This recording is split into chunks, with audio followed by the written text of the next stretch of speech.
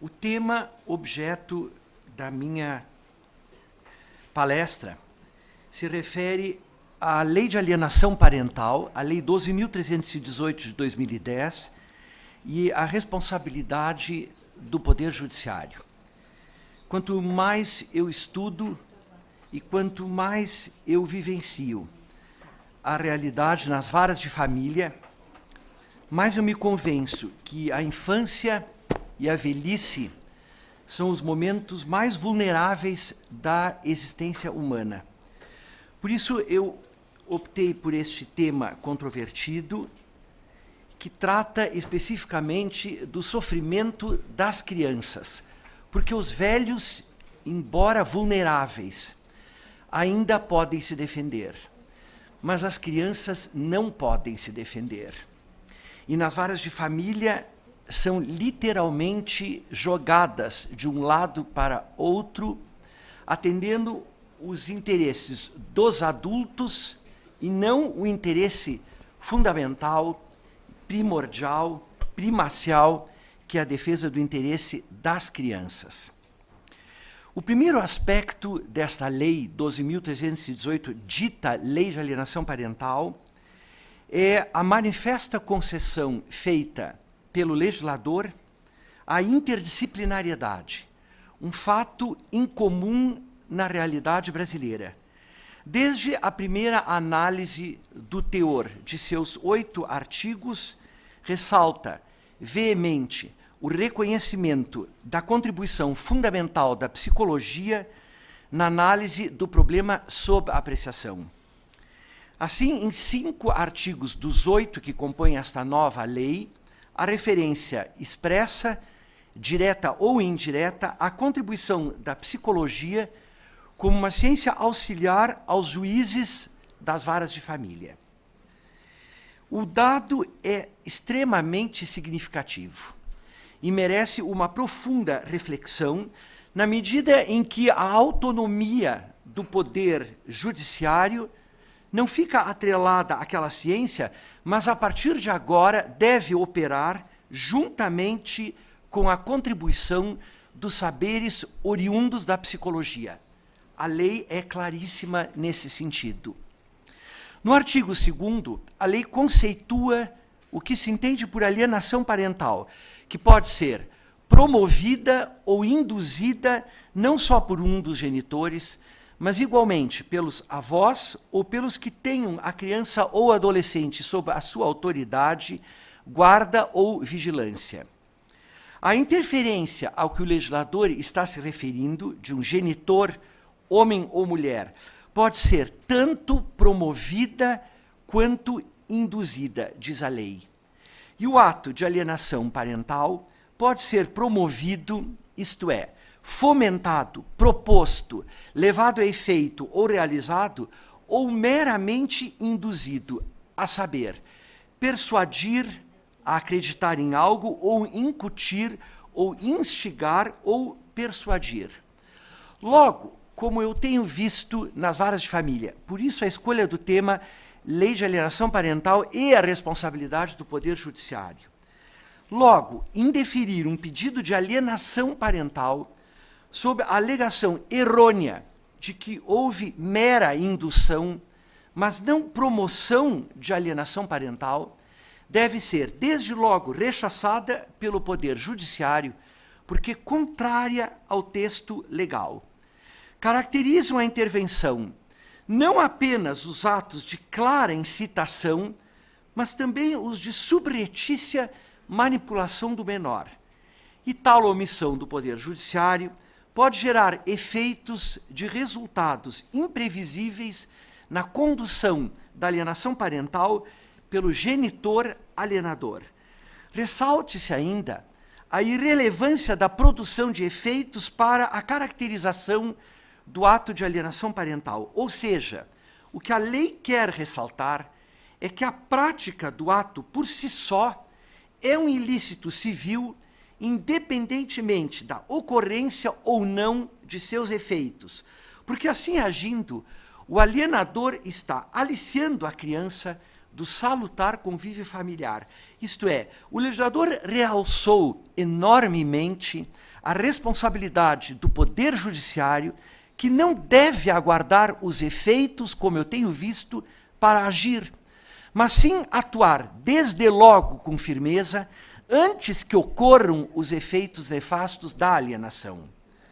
Logo, a prática reiteradamente constatada nas varas de família, do juiz aguardar o longo e tormentoso andamento do processo, anos na maioria das vezes, e o posterior laudo psicológico para advertir o alienador suspeito, deve ser evitada a qualquer custo, pois tal conduta, além de incentivar a atuação dolosa do alienador, aumenta o risco de comprometimento do vínculo paterno-materno-filial, que deve ser sempre salvaguardado.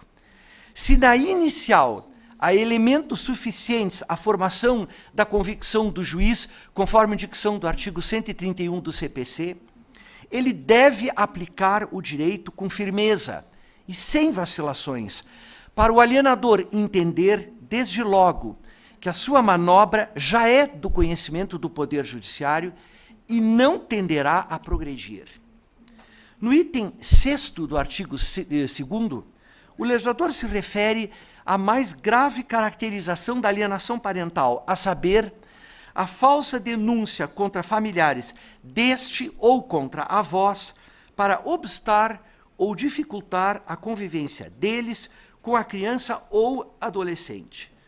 O Poder Judiciário, ainda mal aparelhado para a apreciação da complexa temática, prefere as medidas paliativas ao enfrentamento objetivo e eficaz do problema, criando uma zona nebulosa de criticável indefinição, em manifesto prejuízo da vítima maior, que é sempre a criança. Para que se tenha uma ideia do aqui afirmado, basta avaliar a quantidade de decisões que ainda insistem em diante da mera alegação de abuso sexual, sem prova nenhuma, nem prova contundente, mas mera alegação de um dos genitores, na maioria das vezes a mãe, suspender a visita do genitor suspeito em manifesto prejuízo da relação paterno-filial, e o que é pior, em manifesta vitória do genitor alienador, que encara o despacho judicial como um ganho em relação ao outro genitor. A medida não poderia ser pior, e tem sido alvo da crítica contundente dos operadores do direito e dos pesquisadores da tormentosa matéria. Mesmo quando existem fortes indícios de prática de abuso sexual, ainda nesta hipótese, o rompimento abrupto do vínculo deve ser sempre evitado. Nessa situação, o esquema de visitação mais empregado é o da visita monitorada nas varas de família, em que há previsão legal na nova lei, favorecendo o contato do genitor alienado com o filho, mesmo que sob a vigilância das equipes de avaliação.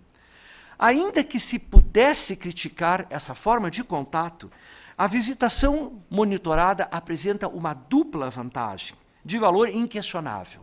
Em primeiro lugar, favorece o contato do genitor alienado com o filho, sem risco de eventual abuso sexual, uma vez que a visita é controlada pela equipe de psicólogos.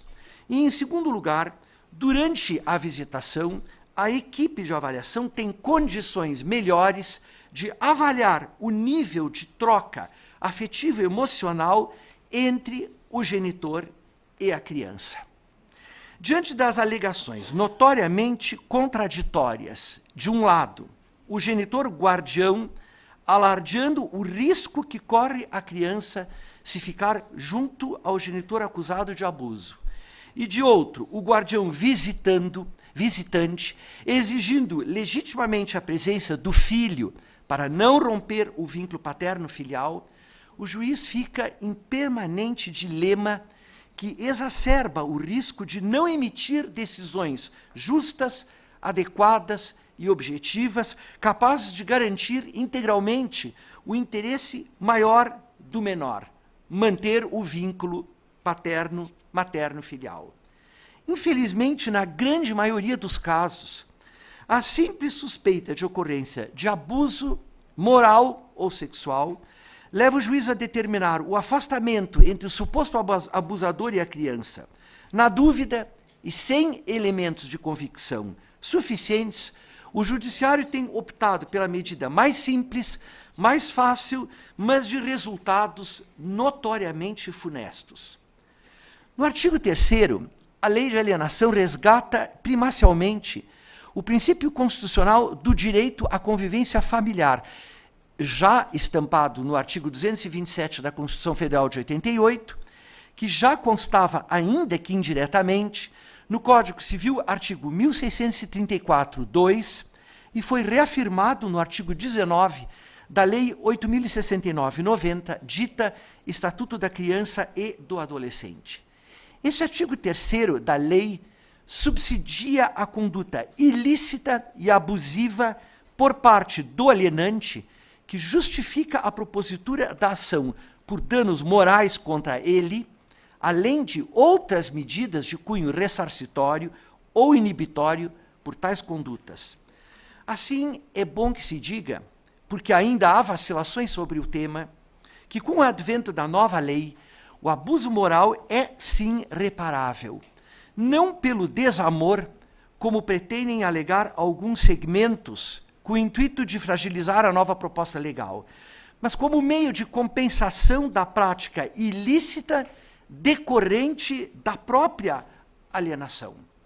O que o legislador afirmou, e sem vacilar, é que o abuso moral pode, sim, ser invocado em autos apartados, quer pelas crianças ou adolescentes, quer pelos genitores alienados, todos vítimas da referida prática, condenável tanto pela ordem civil quanto pela ordem penal.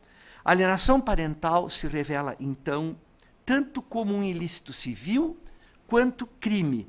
Por isso, no artigo 6º desta lei, o legislador fala, sem vacilar, em responsabilidade civil ou criminal. No artigo 4º, o legislador apresenta uma série de aspectos processuais que foram colocados à disposição do Poder Judiciário e que merecem grande reflexão do Poder Judiciário. Nesse dispositivo, o legislador previu, primeiro, a prioridade na tramitação processual. Segundo, providências cautelares. E terceiro, garantia de convivência mínima. Em assim dispondo, tanto as partes quanto o magistrado ou os agentes do Ministério Público estão devidamente legitimados a prevenir ou, ao menos, mitigar os efeitos dos atos decorrentes da famigerada alienação parental. Para evitar que o processo se arraste, ou melhor, que o evento de curso temporal agrave a situação das vítimas, genitor alienado e a criança, o legislador se referiu à tramitação prioritária em ação autônoma ou incidentalmente, ou seja, essa prioridade pode se materializar tanto em ação específica de alienação parental, assim como em outras ações paralelas que batem as portas do Poder Judiciário, do tipo ações de divórcio, onde se constata a ocorrência de possível alienação, ou em ações de guarda e visitação, onde a alienação pode subjazer a natureza da própria ação. Assim, ouvido o Ministério Público, o juiz deve deferir, sim, a antecipação da tutela para assegurar a convivência da criança com o genitor alienado, e não, como eu tenho visto, não só em experiência pessoal, mas na análise de toda a jurisprudência nacional que eu me dei o trabalho de examinar, do Rio Grande do Sul até Manaus, que insiste em suspender a visitação, como se tem constatado na unanimidade da jurisprudência nacional. Em segundo lugar, o legislador fala em providências cautelares. Ato contínuo, o legislador admite que, por requerimento da parte interessada ou de ofício do julgador, o juiz, ouvido o Ministério Público, determine com urgência as medidas provisórias necessárias para a preservação da integridade psicológica da criança ou do adolescente. Essas medidas provisórias tendentes a preservar a integridade psicológica da criança ou do adolescente podem ser as mais diversas e devem ser aplicadas em graduação condizente com a hipótese de risco presente em cada situação fática. Por exemplo, o juiz pode ordenar a conversão da guarda do cônjuge alienador para o cônjuge alienado, embora essa seja uma medida excepcionalmente aplicada pelas varas de família. De igual modo, excepcionalmente ocorre a suspensão ou a destituição do poder familiar, quando a medida deveria ser aplicada com mais frequência, não só para desestimular os alienadores, mas igualmente para prevenir eventuais infratores do risco que correm em face do judiciário. Tal estado de impotência ou de inação do judiciário, além de incentivar o processo de alienação, fomenta a noção perigosa que, ao final do processo, os juízes indultam as partes pelo simples fato de serem pais. A ideia ainda dominante tende a uma inaceitável e totalmente injustificada postura, condescendente, se não permissiva. Em todos os processos que atuamos, constatamos o aqui afirmado. Uma vacilação visível de juízes e promotores de se posicionar com firmeza, com objetividade e clareza, fazendo aplicar a lei com a severidade exigida pela causa, fazendo valer as premissas estampadas da lei, de forma a evitar o agravamento de situações que podem e devem ser revertidas antes de se revelarem inócuas. Finalmente, a garantia mínima de visitação prevista no parágrafo único do artigo citado. O legislador faz referência expressa à necessidade de se assegurar à criança a garantia mínima de visitação assistida. Este é outro preceito negligenciado e pouco considerado pelo Poder Judiciário, que prefere, num simplismo inaceitável, afastar de imediato a criança do indigitado genitor alienado. Tal medida se revela duplamente equivocada. Primeiro, porque ao afastar a criança do indigitado genitor alienado, está agravando os objetivos escusos do alienador, que quer, sim, separar definitivamente o genitor do filho. E segundo, porque o contato suspenso, mediante a proibição da visitação, garante o grande parceiro do alienador, que é o elemento tempo, decurso temporal, passagem do tempo. O escopo do parágrafo único é, de um lado, evitar a interrupção dessa convivência do filho com seus pais e, de outro, garantir o mínimo de convivência com o genitor alienado, o que pode ser tranquilamente resgatado e garantido com as visitas monitoradas. No artigo 5º, o legislador refere-se, ainda uma vez, à possibilidade da atuação judicial, quer em ação autônoma, quer incidentalmente. Assim, o juiz poderá, sim, determinar a perícia tanto em ação autônoma de alienação parental, ação ajuizada para a denúncia do exercício abusivo do poder parental, por exemplo, quanto incidentalmente, numa ação de divórcio ou numa ação de dissolução de união estável, na qual se discute sobre a guarda dos filhos, ou mesmo numa ação de guarda de filhos, onde se constatou o exercício abusivo do poder parental. No artigo 6º da Lei de Alienação Parental, uma vez caracterizada a conduta que dificulte a convivência da criança ou adolescente com o genitor, em ação autônoma ou incidental, novamente o legislador repete a hipótese, o juiz poderá, cumulativamente ou não, sem prejuízo da decorrente responsabilidade civil ou criminal, segundo a gravidade do caso, aplicar as seguintes medidas. 7.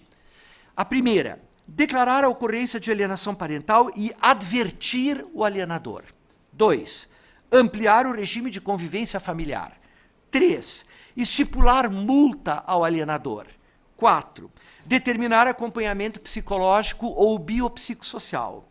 5. Determinar a alteração da guarda. 6. Determinar fixação cautelar do domicílio. E 7. Declarar a suspensão da autoridade parental. O poder discricionário reconhecido ao Poder Judiciário é considerável, já que se estende da mera advertência, passando pela aplicação de multa, até uma medida mais grave, a suspensão da autoridade parental. Apesar dos incisos apresentarem uma certa gradação, partindo da medida mais leve, advertência, a mais grave, suspensão, o juiz não está vinculado a aplicar as medidas na ordem elencada do artigo 6º, como tem reiteradamente repetido a jurisprudência nacional, ficando a seu critério a análise de cada caso concreto e adaptação de qual dessas ou outras medidas achar necessárias a aplicação em cada situação concreta. A advertência, que é a primeira das medidas, é uma medida preventiva ou desestimuladora, aplicável ao alienador de efeito reduzido. Quando mesmo está convicto de sua intenção dolosa, a advertência não produz nenhum efeito, não produz o resultado esperado. Por isso, a maioria dos juízes criteriosos tem aplicado o inciso 1º do referido artigo 6º junto com a multa, advertência e multa junto. Das ações que tivemos oportunidade de participar, nós raramente constatamos a ocorrência da advertência. Num processo que agora nós vencemos depois de 5 anos, o juiz, na sentença, advertiu a mãe que, se ela persistisse na sua intenção, perderia o direito à guarda, à multa, etc. Depois de 5 anos, foi dito isto na sentença. Algumas vezes foram aplicadas multas singelas e tímidas, e quase sempre foram determinados meros acompanhamentos psicológicos que deixam o juiz em situação mais segura na fase decisória. E nunca constatamos aplicação dos incisos 2, 5º e 7º do artigo 6º. Respectivamente, ampliação do regime de convivência familiar em favor do genitor alienado, determinação da alteração da guarda para guarda compartilhada ou sua inversão, e a declaração da suspensão da autoridade parental. A multa, quando empregada como método alternativo ou cumulativo às demais medidas, produz, isso já constatamos, uma imediata diminuição da alienação parental e, por vezes, até a cessação da manobra dolosa. Num caso recente, a juíza em Curitiba teve a coragem de determinar, já na inicial, que se a mãe persistisse nas suas manobras, ela, de não entregar o filho nos dias de visitação, ela pagaria multa diária de até 10 salários mínimos. O valor imediatamente acabou a alienação parental, porque a parte mais sensível do corpo humano ainda é o bolso. O valor da multa deve ter um peso coercitivo suficiente para promover o seu imediato poder dissuasório, consistente em um efeito psicológico capaz de ensejar o seu cumprimento, ponderando o magistrado para o montante de sua fixação, a gravidade do descumprimento cometido e sua duração, além da capacidade econômica, por óbvio, do progenitor descumpridor. A opção pela medida talvez repouse, e a aceitação, entendo eu, repouse na prática já consolidada pelo Código de Processo Civil, que no seu artigo 461, parágrafo 5º, a ela se refere como meio de efetivação da tutela específica ou a obtenção do resultado prático equivalente. No inciso 2, o legislador prevê a ampliação do regime de convivência familiar em favor do genitor alienado, que, conforme vivenciamos, tem sido raramente aplicado. Mesmo quando o processo já está em fase adiantada de apreciação, o judiciário vacila na aplicação dessa medida, preferindo aguardar o desfecho do feito. Mas não é esta a intenção da nova lei, que procura favorecer de todas as formas o pronto restabelecimento do convívio com o genitor alienado ou com qualquer outro parente afastado pela alienação, garantindo a maior proximidade, a manutenção do vínculo familiar desfeito. No inciso 4º, a lei se refere à terapia compulsória, determinar acompanhamento psicológico ou biopsicossocial, que é um provimento já antigo, previsto também no artigo 466, no caput do artigo 461 do Código de Processo Civil, o que explica, em parte, a sua aceitação sem limites, sem vacilações pelo Poder Judiciário nos processos de alienação parental.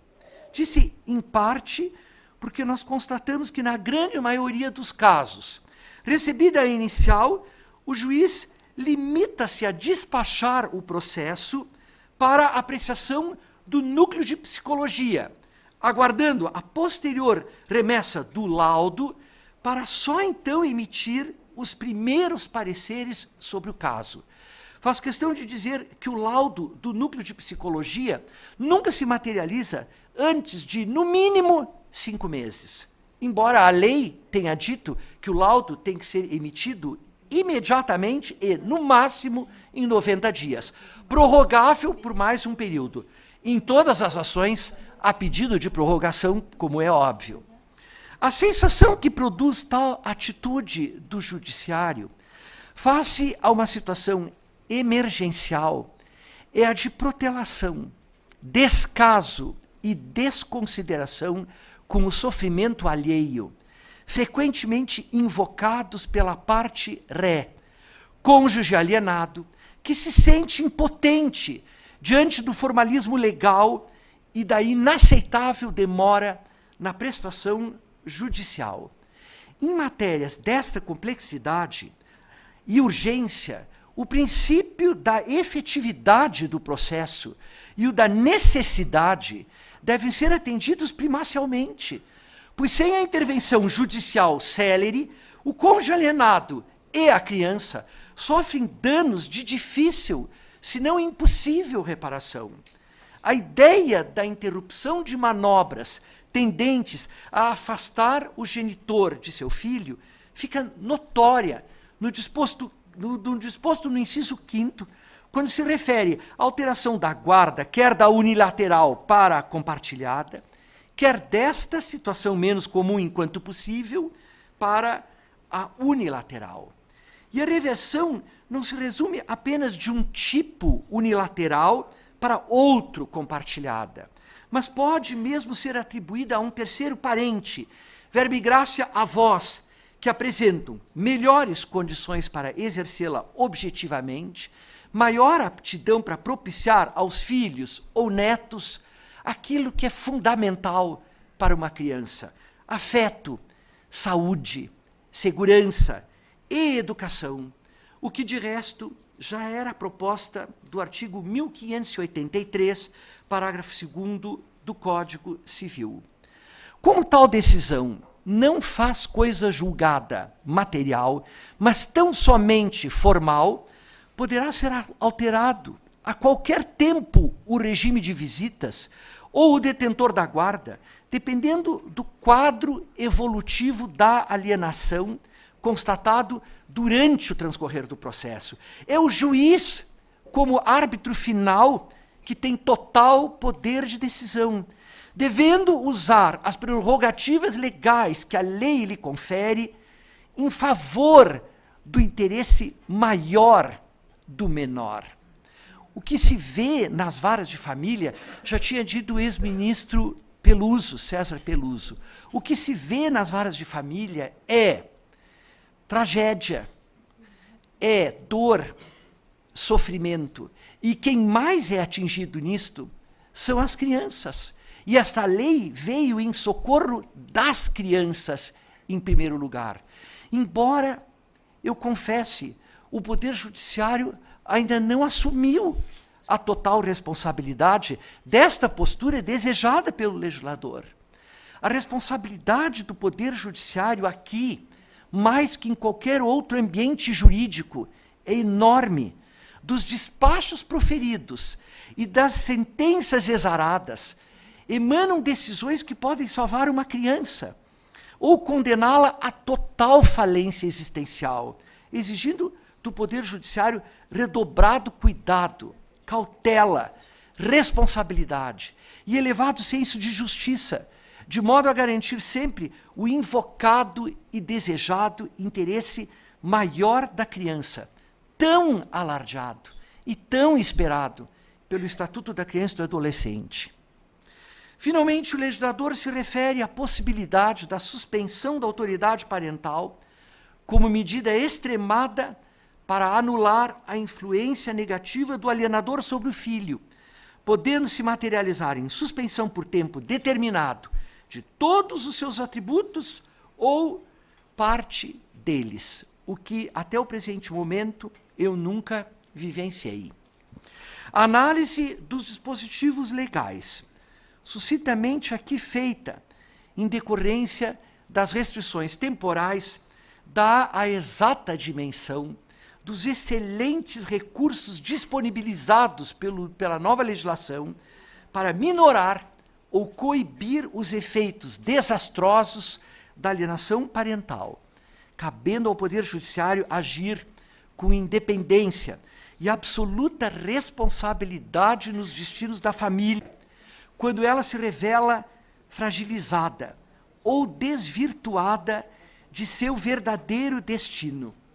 O Poder Judiciário brasileiro tem em mãos um extraordinário dispositivo legal, capaz de garantir o disposto no artigo 227 do texto constitucional, quando se refere ao dever da família, da sociedade e do Estado de assegurar à criança e ao adolescente com absoluta prioridade, a lei diz absoluta prioridade, o direito à convivência familiar.